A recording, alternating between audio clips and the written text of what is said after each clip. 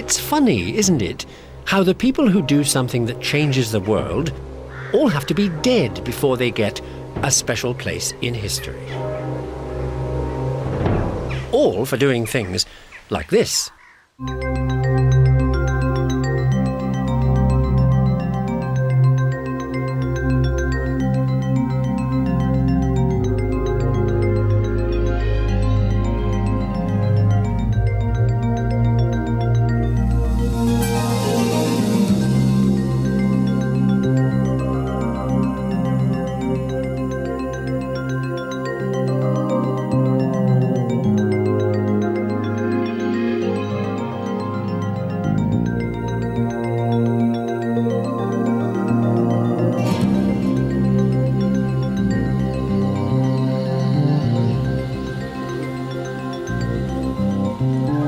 Well, just this once, meet somebody who changed the world and is still alive. In this case, somebody who would have made Sherlock Holmes green with envy. He does the thing that changes history in 1984. Here he is. Professor Sir Alec Jeffreys of Leicester University in England. Take a good look at him. Tell you what, take a really close look. Wait a minute, I've got a better idea. How about this? This couldn't be anybody else but Alec Jeffreys. Well, maybe among 30 billion people, if there were 30 billion people, there might be another one like this.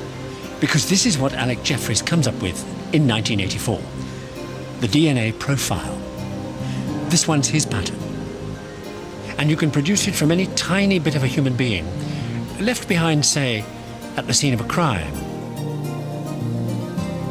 That's why this thing changes life for detectives, and maybe paternity suit lawyers, and maybe dog tag manufacturers, because this is the identifier to end all identifiers.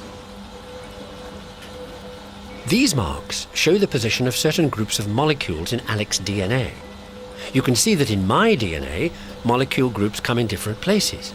Like all humans except for identical twins, Alec Jeffreys and I are two quite separate individuals. And separate is the first thing you do when you're making a profile like this.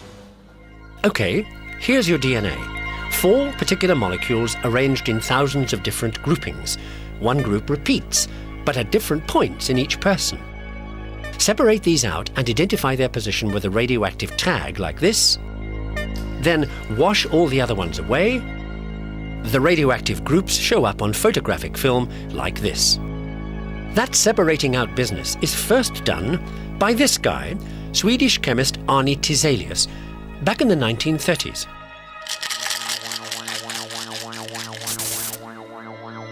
Tiselius takes proteins floating in a liquid and zaps them with electricity. The charge makes the proteins move away from it. The lighter the proteins, the farther they move. And you can see them grouped according to weight like this with a kind of photography called Schlieren, normally used for this. Schlieren photography is mostly used in aerodynamic research when you're looking at how air behaves, because it shows shock waves as these dark lines. So you can design planes that go supersonic, like this one.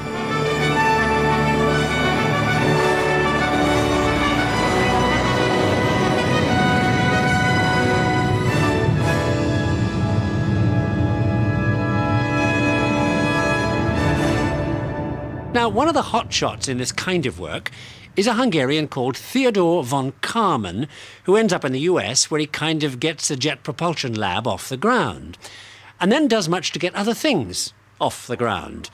Things like this. Ignition. Lift off.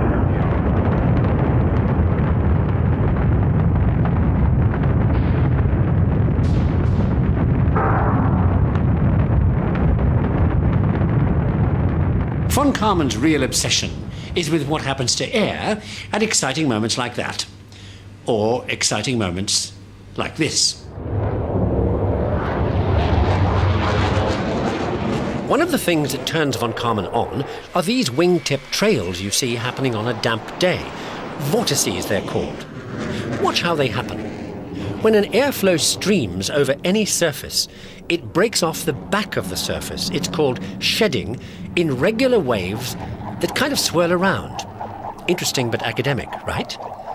Not if you're on the Tacoma Narrows Bridge in Washington state on November 7th, 1940, when the bridge starts shedding vortices like this. The regular swirl of the vortices sets up sympathetic vibrations in the bridge, and this happens.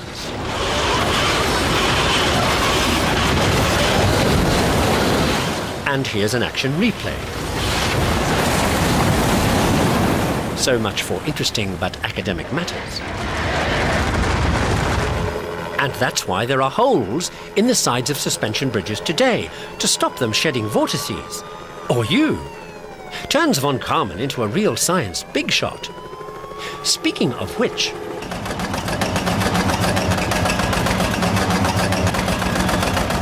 ever tried one of these virtual reality electronic games? I never hit anything.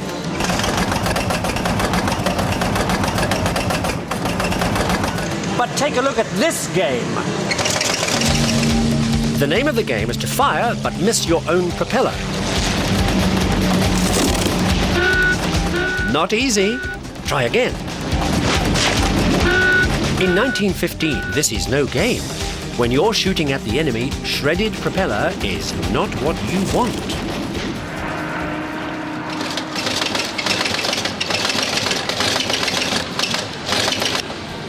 Back in World War I, that's one of the problems von Karman fails to solve.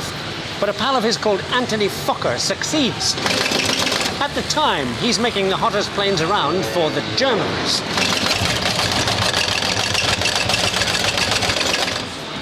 In 1915, a French plane gets shot down over German territory, and on board they find this neat little trick. On the propeller blades, steel wedges to deflect any bullet that comes from the machine gun on board, like this. The ones that miss, of course, go through and hit the enemy plane. That's the theory. Fokker makes it work. Look. Fokker puts gearing between the machine gun and the propeller, so the gun will only fire bullets when the propeller's not there. So now, all you have to do is point to the plane and pull the trigger. The new gizmo makes lots of money for comic book publishers. Fokker's little trick creates one of the greatest comic book heroes of all time. A real one, though. A guy known as the Red Baron.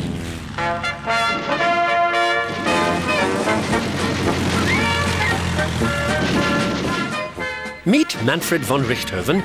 Manfred is a rich German aristocrat and daredevil who becomes a World War I fighter ace in his red Fokker plane, drinks a lot of champagne, and wins too many medals to wear.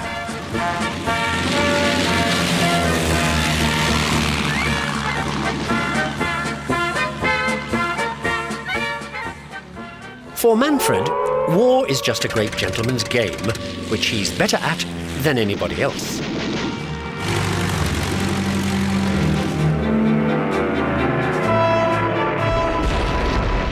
Now, up in the thick of it, aerial combat consists of careering around the place, desperately dodging bullets and desperately wondering where you are. Mind you, getting lost would be specially embarrassing for Manfred von Richthofen. Tell you why when we've had a quick catch-up, after this guy crashes. Okay, Jeffries does the DNA profile after protein separation with Schlieren photography that shows vortices to plane makers and bridge builders. Anthony Fokker solves the problem of shredded propeller, boosting the career of Manfred von Richthofen, who never gets lost because geography runs in his family.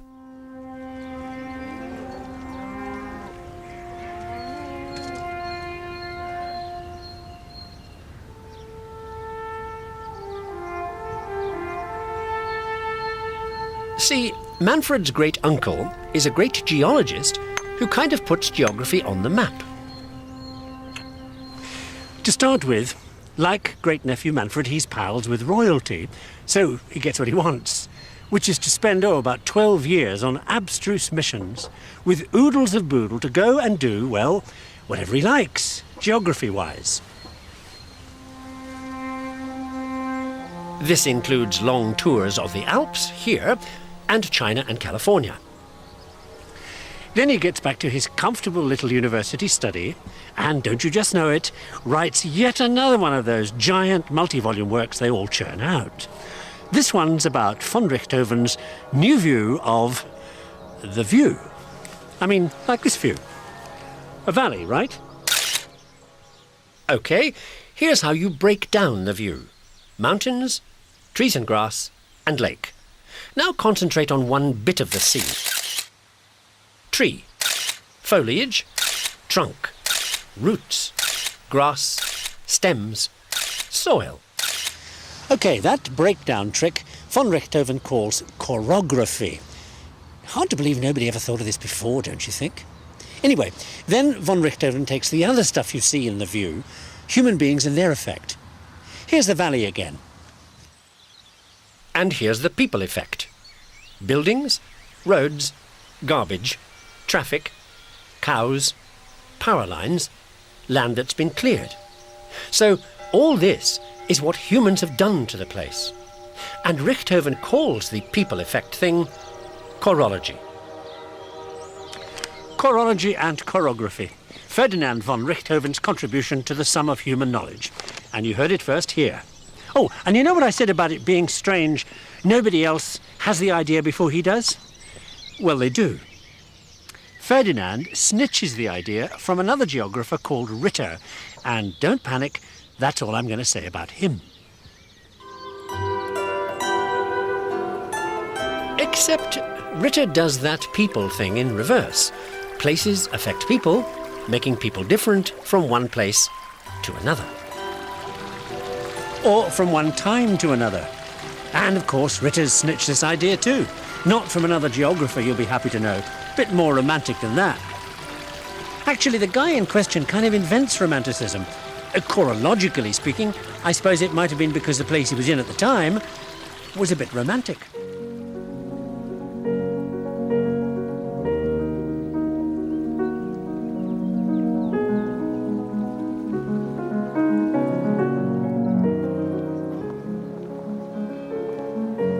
Now, Romanticism, you'll recall, is all that back-to-nature personal feelings stuff. And it all kicks off here in 1776 in Weimar, Germany, with a nice guy named Herder, who the people here in Weimar really like.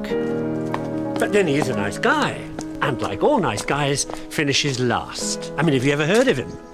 Goethe, Wordsworth, Schubert, Keats. Yes. Herder?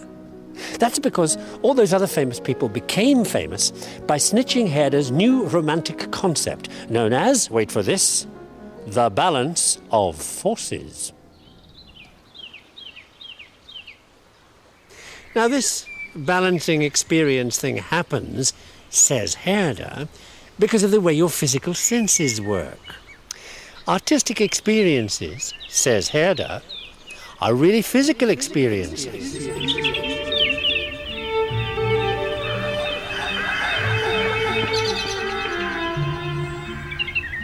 Herder is deeply into touchy-feely flower power, the late 18th century equivalent of psychobabble, and I suppose in regard to him and his ideas, the word that floats to mind is self-indulgent.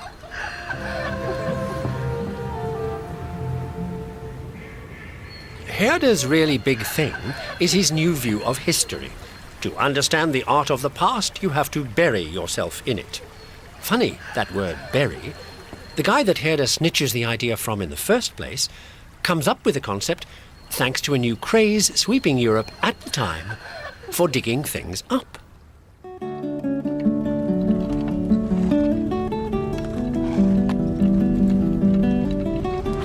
In the middle of the 18th century, an Italian prince is noodling away down some holes on his property and discovers the long-lost ancient Roman city of Pompeii, just outside Naples, buried for centuries under a ton of lava spewed all over it by the local volcano Vesuvius. Around 1762, Johann Winkelmann, the fellow from whom Herder steals his ideas, visits the new excavations of the ancient city that everybody down here is raving about, tells all his pals all over Europe, and then everybody else starts raving about it. And guess what? Yippee, just what we wanted. Mass tourism is invented. Thing about Winkelmann is, though, he's the first person to try and see ancient ruins the way they were when people lived in them. Like, you know, out here in the streets doing a bit of shopping, just like us. Living in a small country town with public buildings and markets and squares, just like we do. So, here they are, living lives like ours, doing dinner parties, having elections, checking on the entertainment guide for what's on, and nipping out in the evening to the theatre for a show.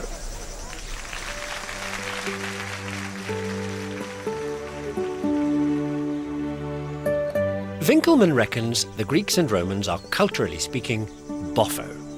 The purest forms of theatre, the best architecture, the greatest art. And all this with a posh lifestyle to match. Not bad, this little Roman ruin, is it? I mean, you could imagine a small, elegant cocktail party here 2,000 years ago. Not all that different from something you might want to go to yourself. Winkelmann writes all this up, so Herder can snitch the best bits, in a thing about Greek and Roman art history. Well, he really invents art history. And bingo, there's the new coffee table craze. A big book about art. And everybody goes crazy about the antique and the classical.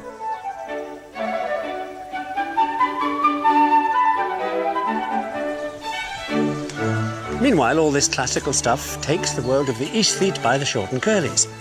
In between the time when Winkelmann writes and Herder rewrites, the discovery of Pompeii kicks off a kind of intermediate style called neoclassical. Imitation Greek and Roman decor for your stately home in England, for instance. Which turns out to be a great career opportunity for the first woman ever in the history of painting to make it through the glass ceiling. Well, she paints them.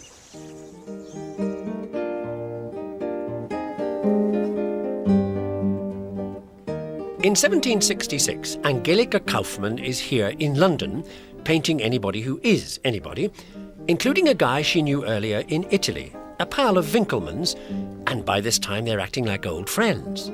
Well, he would. Act. He's an actor. Well, he's the guy who kind of invents what you and I would call acting. Meet David Garrick. He's the actor who becomes the manager of the Drury Lane Theatre in London in 1747 and replaces the boring classical backdrops they've used till then with modern, realistic stuff. He brings in a scene change curtain you can drop, and while the play goes on, behind the curtain they change the scene for the next act. He also stops members of the audience from sitting up on the stage, chatting to the actors. And most of all, he turns acting from the old, overdone, posing style to the modern realism we're used to today, moving around naturally with natural gestures. This goes over very big at the box office, and is probably why Garrick has his best idea. See, here you are with all this new range of expression and stuff. Very thespian. But not much good if nobody can see what you're doing. Because all they've got to light you with is a chandelier and a few candles. So Garrick improves the lighting, with reflectors behind the candles. A few years later, Drury Lane Theatre is the first to try a new kind of lighting. This. Invented by a Swiss called Argan in 1874. So simple, you wonder why not before. How does it work? Let me illuminate you.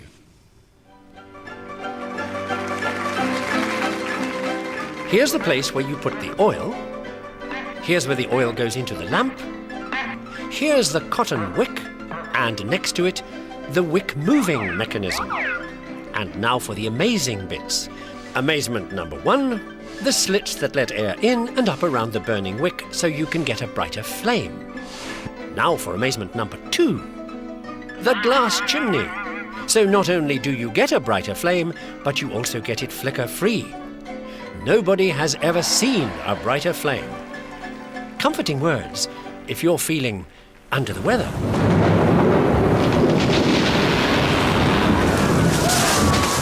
Argan's lamp is great news for sailors when it goes into lighthouses. Well, some sailors. I'll tell you why after a quick catch-up. OK, remember Ferdinand von Richthoven's idea that people are affected by their environment? Copied from Herder's idea that people are affected by their times? Copied from Winckelmann's art history stuff he develops in Italy, where Angelica Kaufmann meets actor David Garrick, whose theatre uses argon lamps that go into lighthouses and cause problems like this.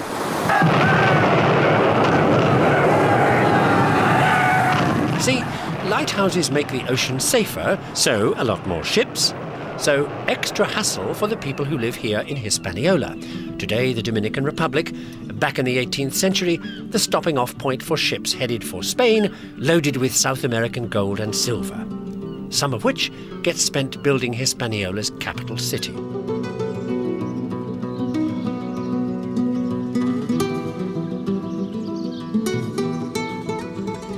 Now, you'd think that having tons of gold and silver would be nothing but good news for the Spaniards, right? Wrong. As any economist will tell you, there's such a thing as having too much money. Like, it causes inflation. One of the other effects it has is to attract the kind of person whose standard phrase is, "Have I got a deal for you?" Which is what happens here. Talk about making waves.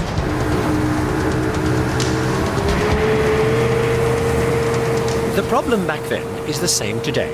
Smugglers selling contraband and being chased by the Coast Guard people. And the reason this is all happening this way today is because of all that gold and silver going home to Spain back in history. Because those people in Hispaniola didn't like the way French and English smugglers were stopping their treasure ships and offering them all kinds of cheap contraband and getting paid with the gold that should have been going back to Spain. So the Coast Guard got invented and all this started happening.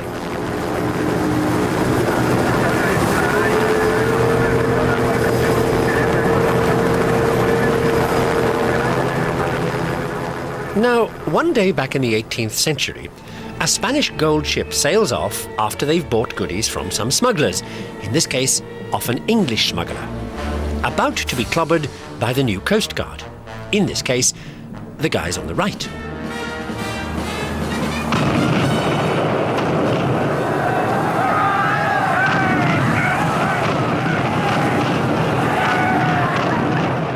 The Coast Guard eventually board the English ship. There's a big fight, and the English captain, a guy called Jenkins, gets his ear cut off. The English pick it up off the deck, take it home in a box, and wave it about in Parliament and stir everybody up, which is why the Anglo-Spanish War that follows in 1739 is called the War of Jenkins' Ear. Good, eh? Now, during that war, an English naval captain called Anson gets the job of taking 6 ships and over 1,000 men to attack the Spaniards in the Pacific, which he does, in spades.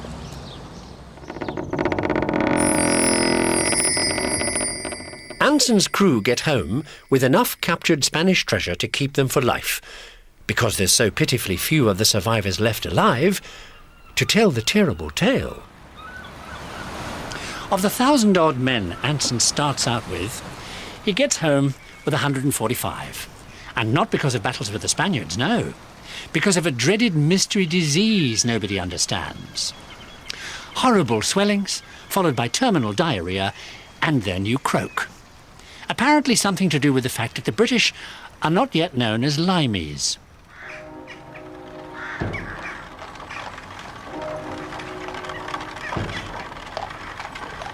I bet you've guessed it. The disease Anson's sailors die of is scurvy, and the cure is lime juice. Lime juice, limeys. Thanks to a young Navy doctor who learns his trade from a certain Professor Alexander Munro, who is, as far as we know, still here where they left him. I make that point because Munro is the inspiration for an outbreak of grave robbing at the time. See, Munro teaches dissection, and his daily classes need a daily corpse, which his students get from the nearest plentiful supply. Any graveyard. Anyway, Munro has studied all over Europe and has done enough cutting up to become top man in What's Under Your Skin. And in 1726, he put it all together in Anatomy of the Human Bones. The last word. Funny thing, in a book about skeletons, no skeletons. Turns out, Munro's ex-teacher, a guy from London called William Cheselden, is bringing out his own book on bones, with pictures. So what? Well, it could be because Cheselden's a Queen's physician, he's a friend of Isaac Newton, he's a big cheese in medical circles, and he knows everybody who's anybody, and he got Munro into the Royal Society. But I'm guessing. Anyway, Cheselden's book. Here we go. No question what this book's about. And are these pictures accurate? All thanks to a crafty visual gizmo that earlier on has changed only the entire universe. In Austria, in a tent.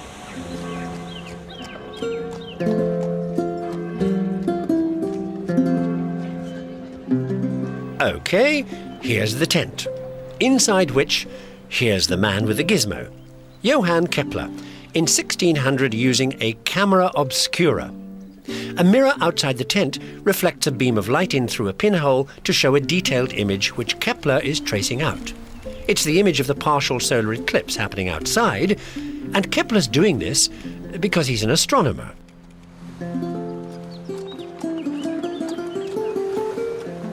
Being a 17th century astronomer means being heavily into astrological mumbo-jumbo.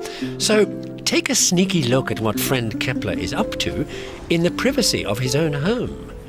See, Kepler's one of those cosmic harmony weirdos, in the search for which, what does he come across but some ancient Greek bits of geometry that are supposed to have magic powers. Here they are, called the 5 perfect solids. Now, there's something deeply meaningful about these things that really turns Kepler on.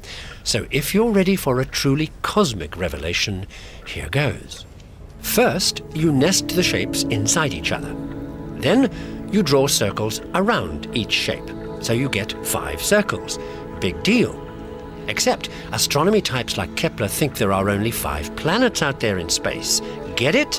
This is clearly God's cosmic design we're dealing with here.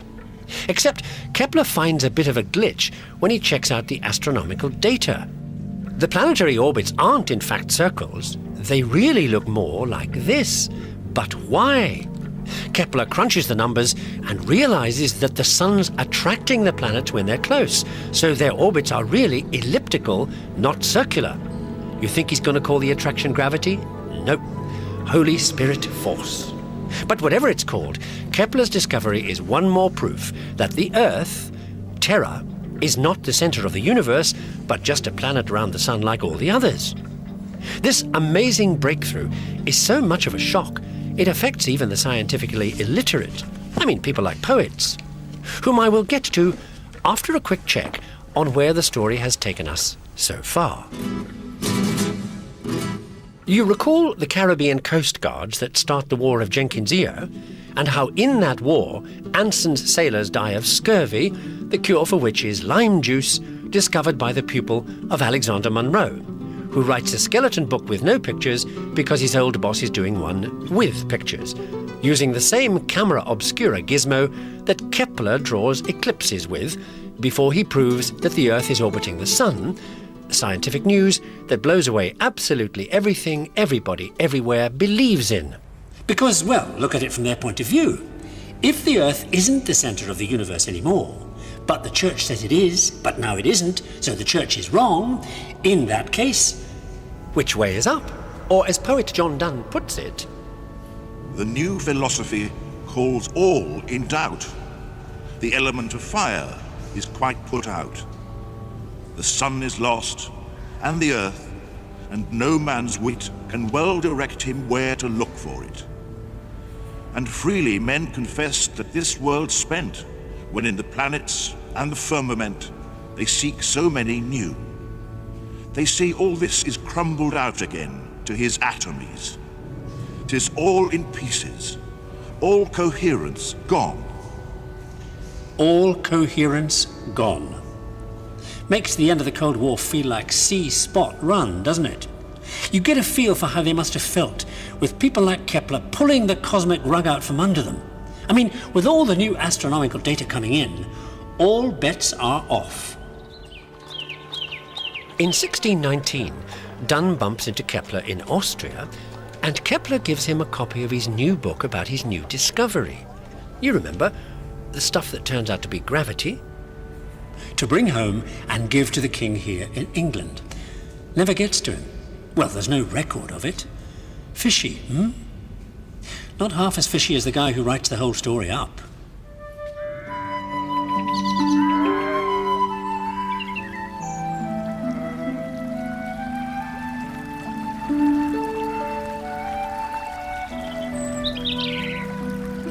Dunn's biographer is a Brit named Isaac Walton, who in 1653 writes the definitive book on how to fish, The Complete Angler. All about what stuff you need with you on the river.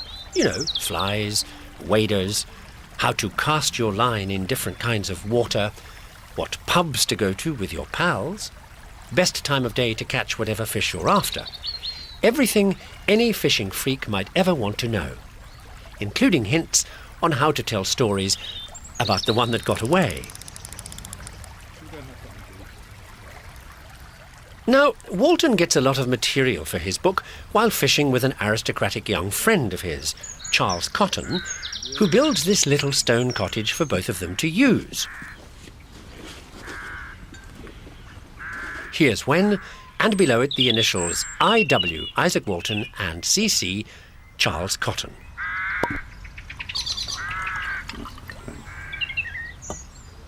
Cotton himself is a dab hand at fly fishing and is also filthy rich. He doesn't have what you and I would call a job, so he spends his time fishing, drinking fine wines, and dabbling in a bit of poetry. Tough life, right?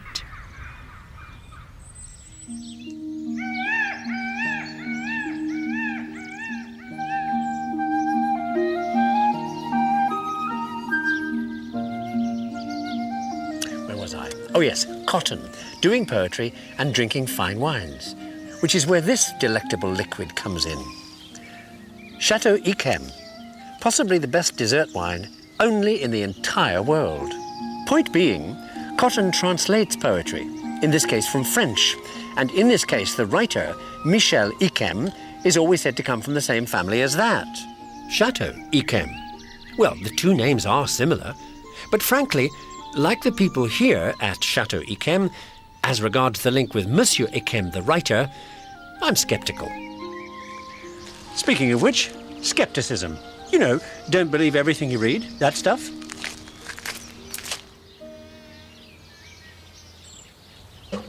Well, back in the early 17th century, being skeptical is something new and dangerous. I mean, there are Protestants and Catholics and utopians and Puritans and astrologers and who knows what else, all telling you theirs is the only true way to salvation. So it's a wise man who takes it all with a pinch of salt. Like Monsieur Yquem, whom you may know by his pen name, Montaigne.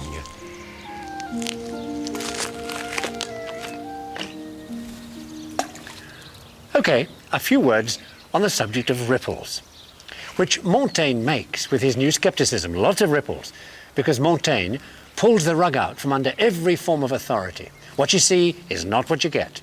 Don't trust anybody or anything, that kind of stuff. Anyway, all this gets into the papers because one of Montaigne's fans is an editor, and what he does pretty much causes everything to hit the fan. When he publishes a piece by another Montaigne fan, a guy called Fontenelle, who comes up with what you and I would describe as the first bit of science journalism. This is him, and this is his story. In 1680, Halley's Comet appears, and so Fontenelle decides the best thing to do for his next column is something on space. Right? Wrong. Well, wrong the way he does it. Because what Fontenelle's piece says is, hey, maybe there's millions of planets out there. with other civilizations and people like us and towns and roads and shopping malls and all that. OK, why not? Except this is the 17th century we're in, remember? And Fontenelle is Catholic, and Rome's authority rests on what the Church says about us humans being the centre of everything, unique in the universe, made specially in God's own image, all that. A one-off exclusive. So, what's all this about more of us out there? Maybe they're the centre of the universe, eh? And if that is true, Rome is wrong. Well, you just know that as far as the Pope's concerned, Fontenelle's number is up. Still, he was never any good at math anyway.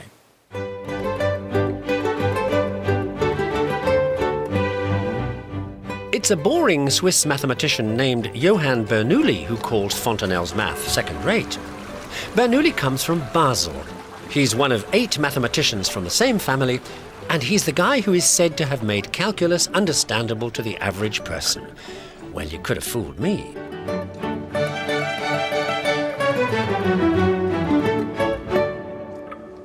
Here's something Bernoulli isn't able to explain. What happens when you shake up mercury in a tube and it glows? Something the people at the time call mercurial electricity, and one of the obsessions of an English weirdo, Francis Hawksby, who, being obsessed with electricity, invents the world's first static electricity machine. Just crank a glass container with a vacuum inside, rest your hand or any other part of you against the turning glass surface, count to several hundred, count to another several hundred. Hey, what can I tell you? This stuff took forever. And besides, what else did Francis Hawksby have to do? Then you go anywhere near metal. So Hawksby starts rubbing anything else he can get his hands on.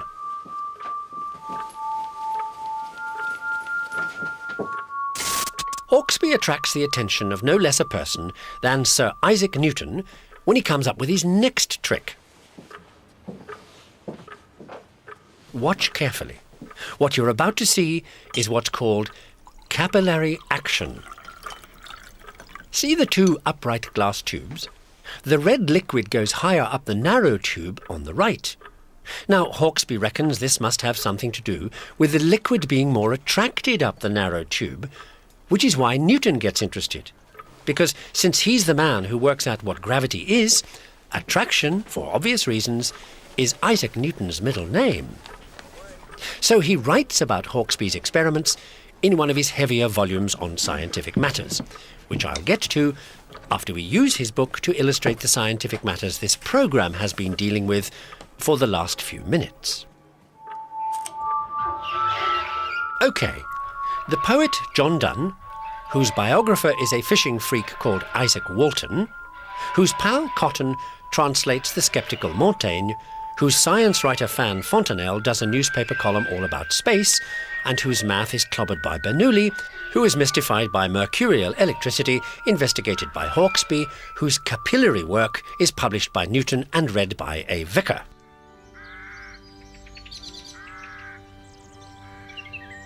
Here's the vicar, name of Stephen Hales. In 1727, Hales plants a few capillary thoughts in a new book of his, all about how plants suck up water the capillary way Hawksby discovered, through tiny capillary tubes in the plant structure. This study of tubes takes Hale on to breathing and respiratory medicine and public health, which Hales may well have seen as something of a musical matter.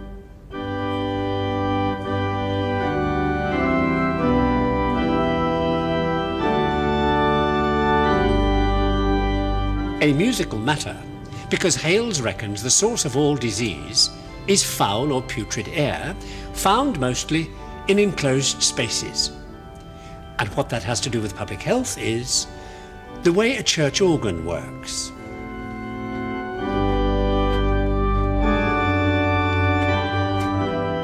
See, it takes 2 to play the organ, 1 to play up front and 1 to work round the back, pumping for all he's worth, making it all possible with the organ bellows, which are not exactly high-tech. You use hinged wooden flaps moving up and down, drawing air in and pushing it out of a wooden box. It's not totally airtight, but I suspect the congregation doesn't care.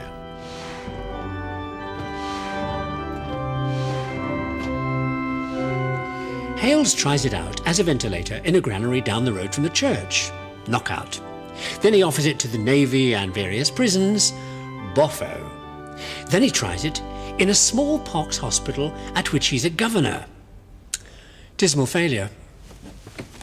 Well, foul and putrid air isn't the cause of smallpox any more than any other disease. But funnily enough, the problem of smallpox is about to be solved anyway by a country doctor who's never been near an organ, and who, in the end, you could say, goes completely cuckoo.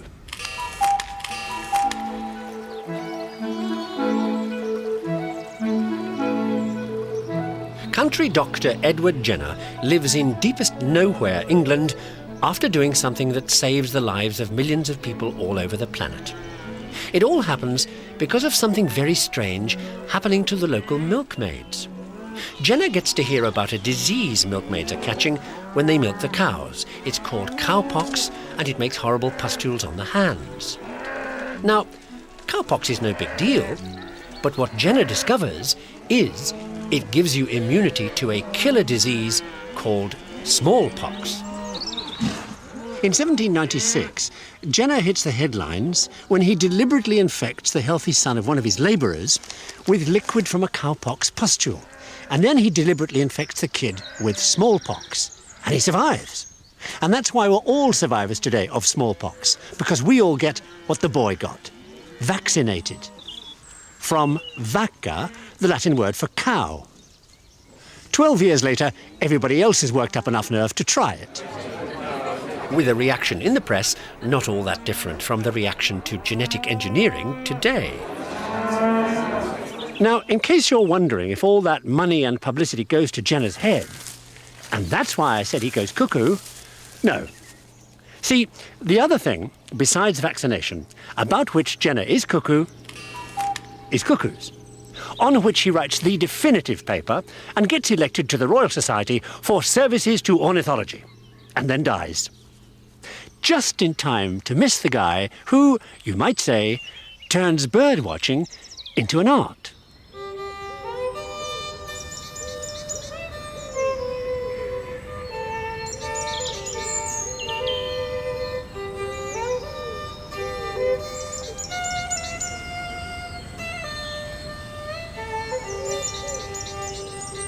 Meet J.J. Audubon, the first real painter of birds, and the man whose name has become synonymous with bird lovers everywhere.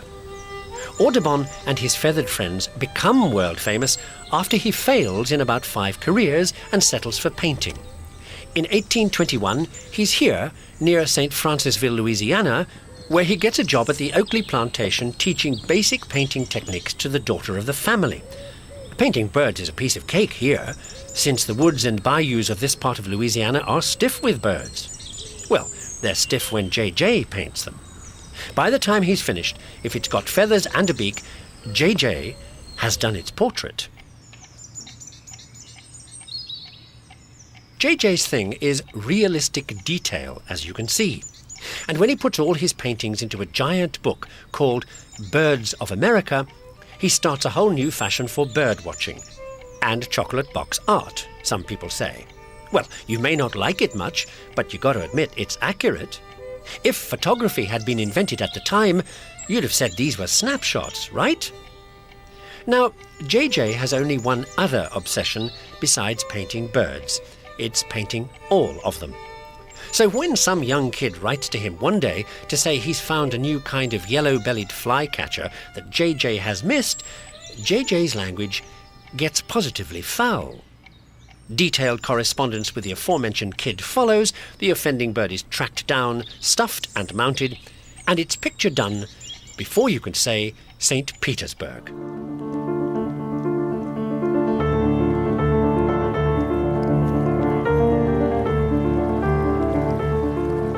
So, guess where we are now?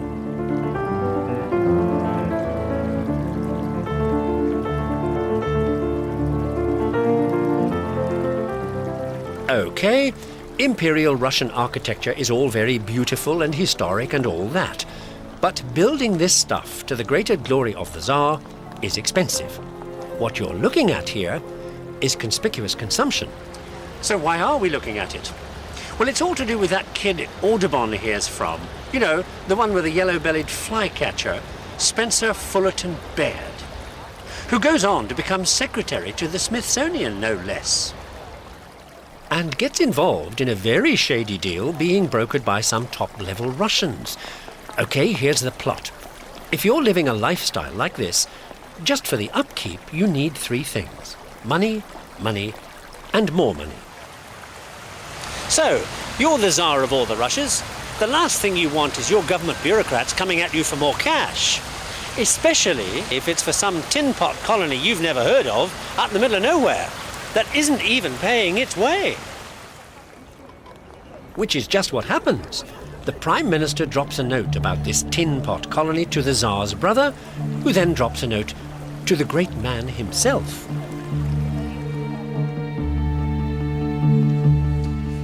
Anyway, in no time at all, in Tsarist Russia, that's several months later, various bigwigs are summoned to an audience with you-know-who.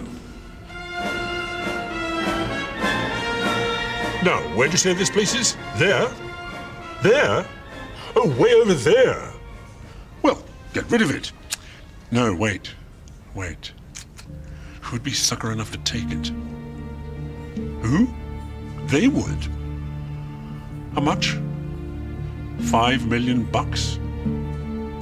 Tell you what, play hard to get. Say 7.5 and see if they blink. Oh, and wait. It's got to look as if they're pushing for the deal, right?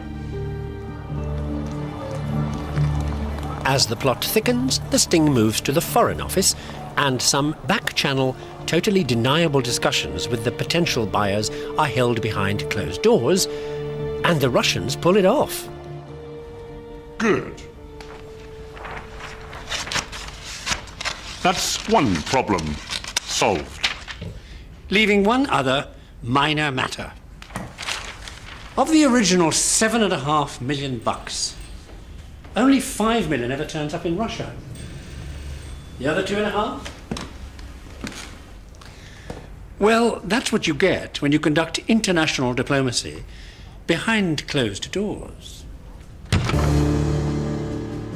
Oh, I nearly forgot where that kid Fullerton Baird fits into the scam. Well, at one point, he commissions a survey of that colonial dump the Russians are trying to offload, persuades the US Secretary of State that the place is worth buying, and the Russians are laughing all the way to the bank. Mind you, 100 years later, when the North Slope oil fields come on stream, who's the sucker then, Anyway, all this is why, in 1869, the map of America changes, when they add this little bit. Not that they need the space. America is still practically uninhabited, especially here. In 1871, this is this. And that kid Fullerton Baird does it again. He sends a surveyor called Ferdinand Hayden to check the place out. Hayden turns up with a photographer called William Henry Jackson, and Jackson's photographs blow everybody away. This was America over 100 years ago.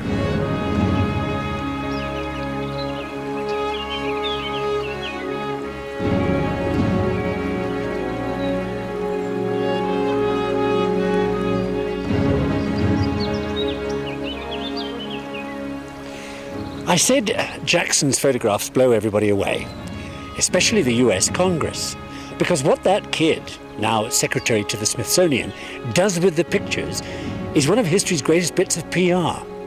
I mean, think about it. They've only just finished the Transcontinental Railroad. You can get lost out here and never return. In some places, Native Americans are still at war with the government in Washington. It can be fatally dangerous to go anywhere west of the Mississippi. But thanks to Fullerton Baird, Congress designates this place a wilderness. In the wilderness?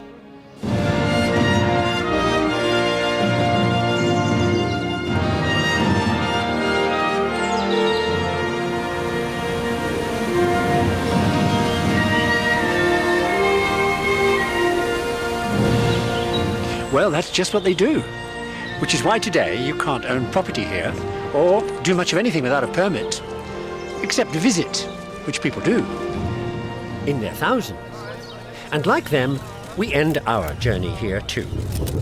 Because thanks to all the connections we've made between the DNA profile and the work on aerodynamics and machine guns and the Red Baron and geography and romantic ideas that start in Italy and paintings of actors and lighthouses and Spanish gold and skeleton drawings and astronomical poetry by friends of fishing freaks who write books and skeptical wine drinkers called Ikem and the cure for smallpox and American bird painters and devious Russian real estate deals. Because of all that, In 1872, America gets a special place. The first national park, Yellowstone.